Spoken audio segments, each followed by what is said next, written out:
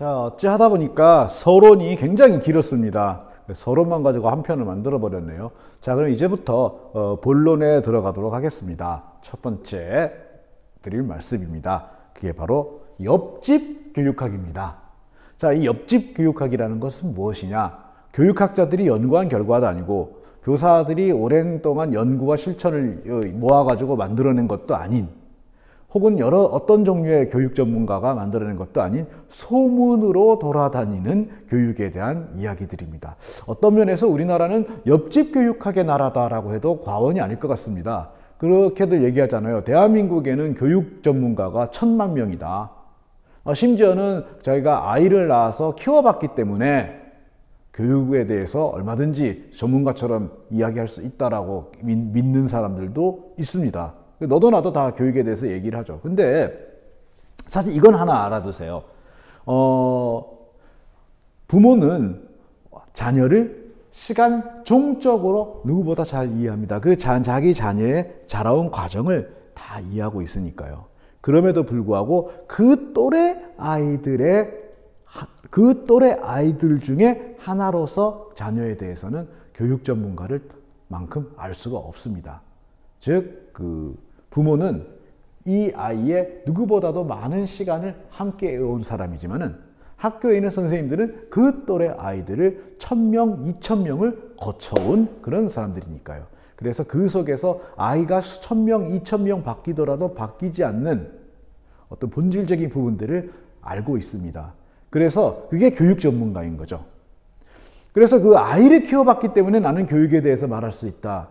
이건 물론 말할 수 있죠. 하지만 아이를 키워봤기 때문에 나는 교육에 대해서 전문가처럼 말할 수 있다. 그거는 마치 내가 감기도 걸려보고 다리도 다쳐보고 축농증도 걸려봤기 때문에 의사처럼 이야기해도 된다라고 하는 것처럼 어처구니 없는 이야기입니다. 그렇게 어처구니 없는 이야기들이 돌아다니면서 점점 살이 붙고 그럴듯한, 마치 이데올로기처럼 그럴듯한 논리 구조를 갖춰가지고 정말 뭔가인 것처럼 바뀌어버리면 그게 바로 옆집 교육학이 되겠습니다.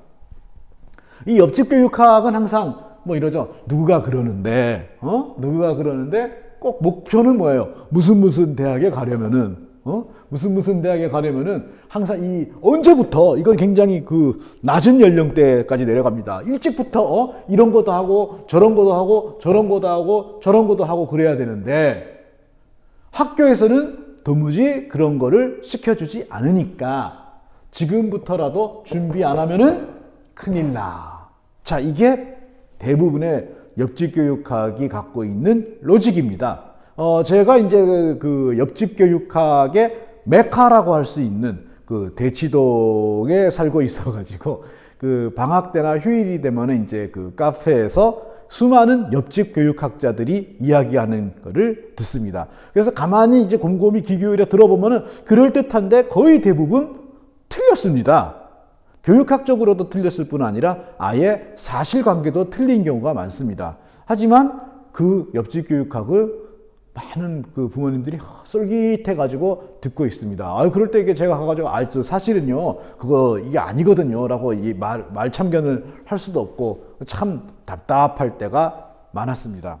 자, 그러면 왜 옆집 교육학에 그렇게들 깊이 빠져드는 것일까요? 왜 옆집 교육학에 기가 팔랑팔랑 하는 걸까요? 그건 바로 불안 때문입니다. 사실 불안은 공포보다 더 무섭습니다. 공포는 구체적인 상대가 있죠.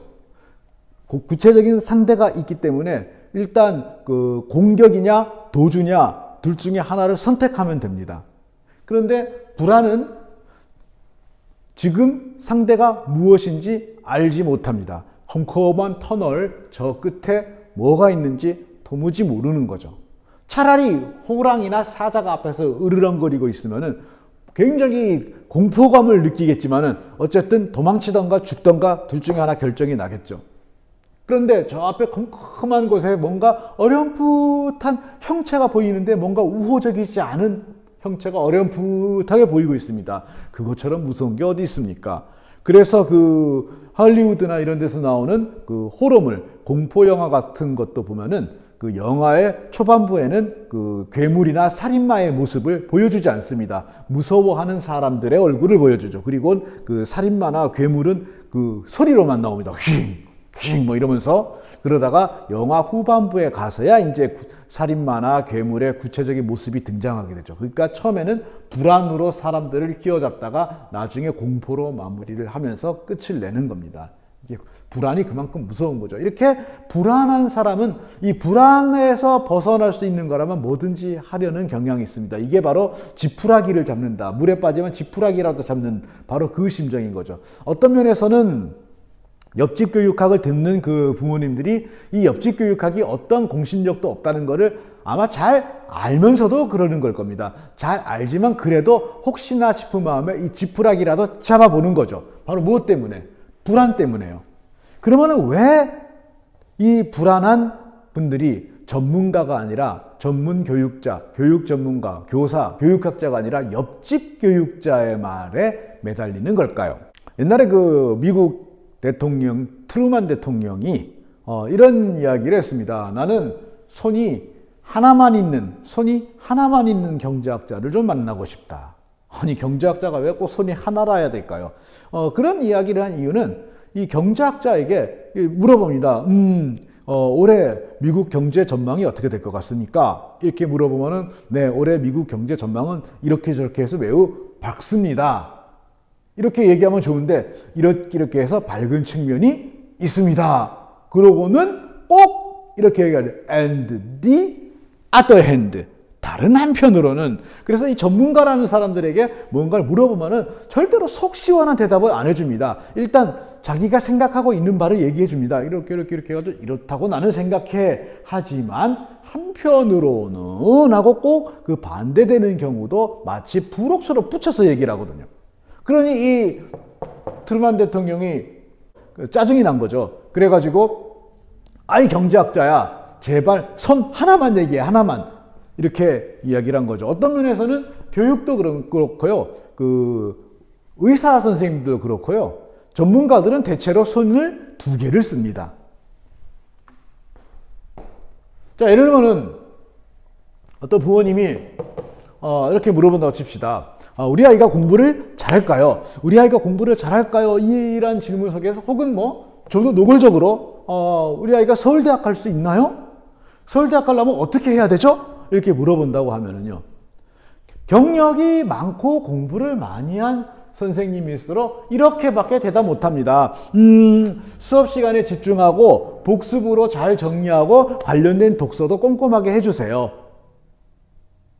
그거 누가 몰라요? 이런 얘기가 나오죠. 그런데 사실은 경험이 많을수록 이거 말고는 답이 없다는 걸 압니다. 그 이미 2000년 전에도 그랬잖아요. 2000년 전에도 그 알렉산드로스 2500년 전인가 2500년 전에도 알렉산드로스 대왕이 아리스토텔레스한테 이거 너무 어렵다. 좀 더 쉬운 방법 없냐?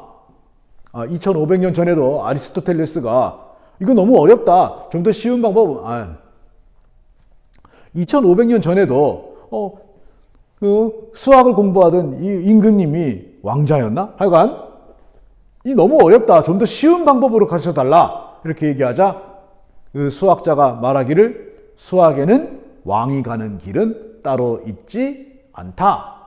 뭐 이런 얘기가 전해지잖아요. 수학에는 왕도가 없다. 그러니까 그 젊을 때는 좀 더 쉽게 할 수 있는 방법이 없을까 하고 이렇게 좀 해볼 수도 있어요. 그런데 경험이 많아지고 관련된 공부를 많이 하면 할수록 가장 우직하고 기본적인 것 외에는 방법이 없구나라고 하는 걸 터득하게 되죠. 그래서 제대로 된 양심이 있는 전문가라면요. 이런 식의 질문에 대해서는 그냥 가장 기본적인 대답밖에 못합니다. 그러면 뭐가 교육 전문가냐? 이런 가장 기본적인 활동을 학생들이 잘 하도록 격려하고 이끌어주는 게 교육 전문가죠. 결과를 빠르게 만들어주는 사람이 교육 전문가가 아니란 얘기입니다. 하지만은 이 아이를 먼 훗날까지 기르고 가르쳐야 될 부모님 입장에서는 이런 너무도 뻔한 대답을 들으면 불안하기 짝이 없는 거죠. 그럼 도대체 더 뭔가 확 지금 당장 내가 해야 될 게 뭔지 좀 누가 얘기해 줬으면 좋겠어. 이런 생각이 들 수밖에 없습니다. 그 틈을 사교육이 파고드는 겁니다. 만약에 같은 질문을 사교육업자한테 한번 해보면 뭐라고 대답할까요? 당연히 잘 할 수 있다라고 대답합니다. 들어갈 수 있다라고 대답합니다. 그리고 잘할 방법이 있다라고 대답합니다. 단 어떻게? 나에게 돈을 내신다면. 그런데 세상에 그렇게 쉬운 방법이 있을 리가 없지 않습니까? 만약에 저는 그런데 뭐 주변에 보면은 막 성공담이 많습니다. 성공담이 굉장히 많아가지고 그럼 저렇게 하면 되나 보다 했지만 저는 이렇게 생각합니다. 그 아이는 그렇게 안 해도 성공했을 아이입니다. 혹은 그 아이는 그렇게 했음에도 불구하고 성공한 아이입니다. 혹은 저 사람들은 수많은 실패담은 묻어두고 화려한 성공담만 몇 개 꺼내갖고 선전하고 있는 겁니다. 이건 제가 장담합니다. 세상에 왕도는 없습니다. 가장 기본적인 것, 그리고 가장 일반적인 것, 그건 그나마도 언제나 실패의 가능성을 열어놓고 조심스럽게 가야 하는 것. 그게 공부의 길이고 교육의 길입니다. 그리고 학식이 많고 경험이 많은 전문가일수록 그렇게 대답합니다. 만약에 가능성이 있다, 방법이 있다, 이렇게 해라 라고 솔깃한 이야기들을 해주는 사람이 있다면 그 사람은 교육 전문가가 아니라 교육업자, 나아가서 교육 사기꾼이라고 불러도 되겠습니다. 자, 이게 바로 불안 마케팅입니다. 불안해하는 사람의 마음을, 그 빈틈을 파고드는 마케팅이죠. 가령 온갖 사이비 의학들, 이상한 민간 처방들, 혹은 우리나라를 얼마 전에 크게 물의를 일으켰던 각종 좀 이상한 종교단체들, 이런 것들이 전부 다 결국은 불안해하는 사람들에게 지푸라기를 제공해 줌으로써 그 마음을 달래주는 역할을 한 겁니다. 저는 우리나라 교육 문제도 역시 여기에서 비롯된다고 봅니다. 불안해하는 학부모들, 그리고 그 불안을 파고드는 불안 마케팅. 이때 교육 당국, 공교육을 책임지는 교육 당국이, 교육부나 교육청이 좀 더 자신 있는 목소리로 우리는 이런 걸 할 수 있다. 그리고 당신들이 요구하는 이런 것들은 공교육의 목표가 아니다. 할 수 있는 건 할 수 있다. 할 수 없는 건 할 수 없다. 분명하게 얘기를 해주고 자신 있는 모습을 보여줬다면 이런 불안은 생기지 않았을 거라고 생각합니다. 자, 이제 불안해하지 마시고 공부합시다. 교육이 불안합니까? 그때 제일 필요한 건 뭐냐? 교육에 대한 공부인 겁니다. 제가 치과를 갈 때 우리는 항상 불안해하면서 가잖아요. 그래서 치과를 차마 못 가고 그랬다가 결국은 이제 가서 굉장히 고생하고 돈도 많이 썼습니다. 우리는 치과를 왜 가기 싫어할까요? 불안하기 때문이죠. 사실 아프진 않아요. 이미 마취가 들어가 있기 때문에 아프진 않은데 뭔가 입속에서 온갖 장비가 오락가락 하고 막 기분 나쁜 소리가 들리고 그러니까 굉장히 불안한 거죠.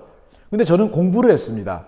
치의학 책을 꺼내놓고 공부도 했고요. 심지어는 제가 가는 치과 원장님 학위 논문까지 검색해가지고 다 읽었습니다. 그래서 치과 치료를 어떻게 진행하는지 이론적인 것들을 꽤 많이 익혔죠. 물론 실제로 하라면 못하죠.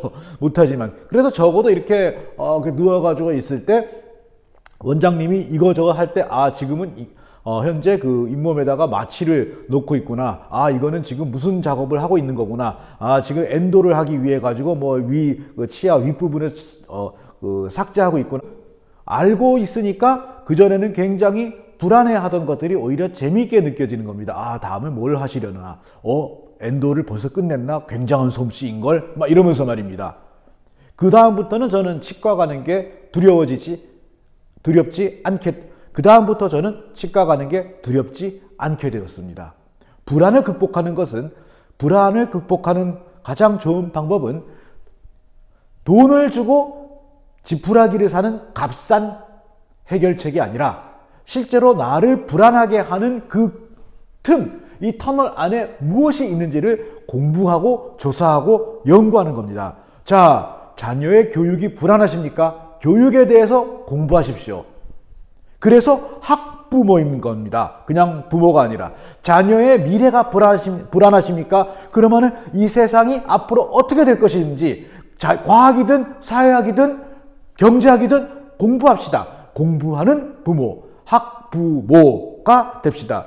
그것이 바로 우리 공교육에 대한 불신, 교육과 국민과 학부모의 서로 간의 오해와 반목, 그리고 그 틈을 파고드는 고액 사교육의 온갖 가지 문제를 해결하는 지름길이 될 것입니다.